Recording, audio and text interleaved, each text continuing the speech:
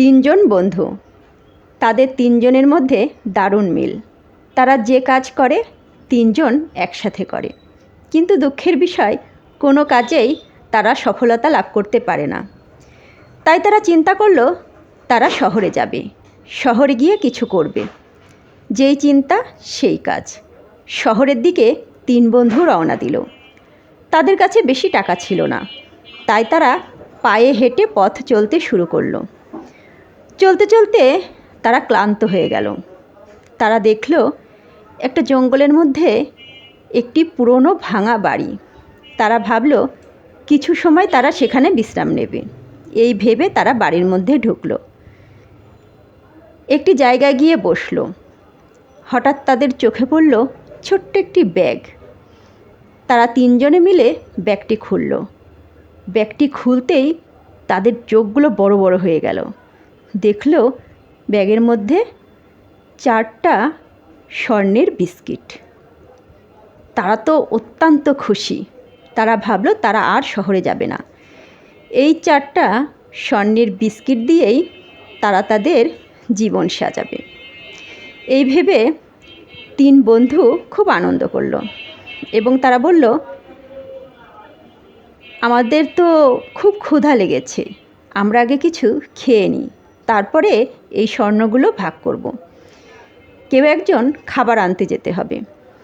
তিন বন্ধুর মধ্যে এক বন্ধু খাবার আনতে গেল। এক বন্ধু যখন খাবার আনতে গেল তখন আর দুই বন্ধু বসে বসে চিন্তা করছে, এখানে তো 4টা স্বর্ণের বিস্কিট আছে, আর আমরা মানুষ তিনজন, কি করে ভাগ করব? তখন দুই বন্ধু মিলে চিন্তা করলো, তারা যদি ওই 3 নম্বর বন্ধুটাকে মেরে ফেলে তাহলে তারা দুইটা করে স্বর্ণের বিস্কুট পাবে। ভাগাভাগি সহজ হবে, লাভও বেশি হবে। এই চিন্তা ভাবনা করে তারা দুজনে বসে আছে। এদিকে যেই বন্ধুটি খাবার কিনতে গেছে সেও খাবার কিনে চিন্তা করলো যে আমি যদি এই খাবারের মধ্যে বিষ মিশিয়ে দিই তাহলে তো ওরা দুজন এই খাবার খেয়ে মারা যাবে, আর ওই জঙ্গলের মধ্যে কেউ টেরও পাবে না, আর সকল বিস্কিটগুলা তার হয়ে যাবে। এই চিন্তা করে সে খাবারের মধ্যে বিষ মেশালো। এরপর যখন তৃতীয় বন্ধুটি গিয়ে উপস্থিত হলো তখন ওই দুই বন্ধু ওই বন্ধুটিকে মেরে ফেলল। তারা তো আর জানে না যে খাবারের মধ্যে বিষ মেশানো। এইবার তারা মনের আনন্দে খাবার খেলো। কি বুঝলেন? অতি লোভে তাঁতি নষ্ট। বেশি লোভ করলে সব কিছুই হারাতে হয়।